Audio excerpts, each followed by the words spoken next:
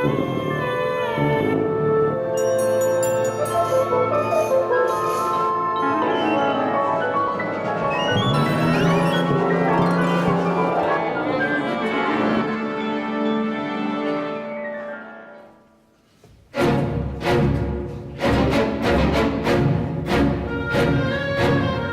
have got the most amazing orchestral program at the Melbourne Conservatorium of Music. I'm actually there for the audition process. I'm there for every single rehearsal and every single concert. So there's a continuity of education. I can go through phrasing, I can go through intonation, I can carry on from one concert to the next. I'm there on site every single day. It has been extremely challenging. I think Richard has taken some really big steps to give us programs that are really going to stretch us as musicians and grow us. And that, for me, has been a really enjoyable experience playing music that none of it is like filler music, as I call it. Like, each piece is awesome and has a lot of depth. So I've really enjoyed the orchestra program this year because of that.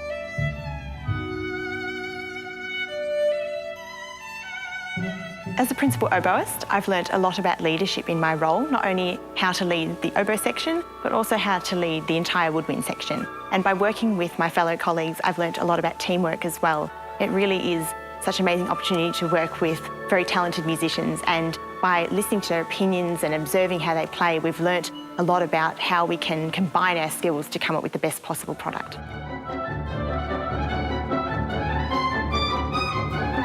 We're just setting up an orchestral master's program where students from all over the world are going to come and study with us.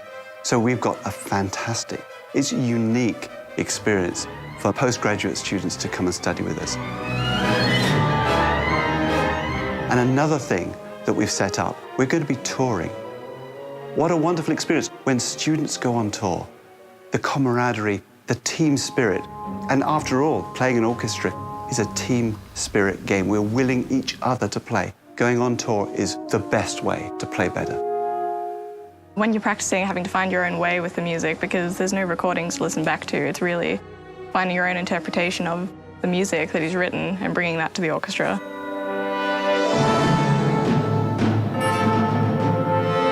The students were fantastic, and it's got a lot to do with not only their musicianship and the talent that they bring to the orchestra and their enthusiasm, but it's also the work that they've done with our conductor, Richard Davis, who's fantastic, not only as a conductor, but also the way he rehearses, what he picks out to work on.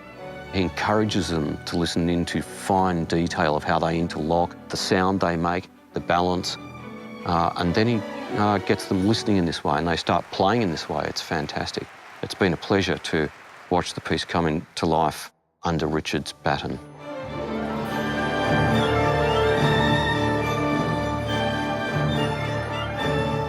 There's a lot of independence within the group, but then you have to respect the group's kind of structure at the same time. It's a very give-or-take relationship, and I think that kind of makes it so that you can't be too selfish. And the group effort and the coming together of that, I think, has really formulated like a time where I've become a much better musician just because of it, as well as, of course, learning to my technical skills and all of that, as well as nerves. I've learned through experience, you treat everyone, every musician, whether they're student or not, as a professional.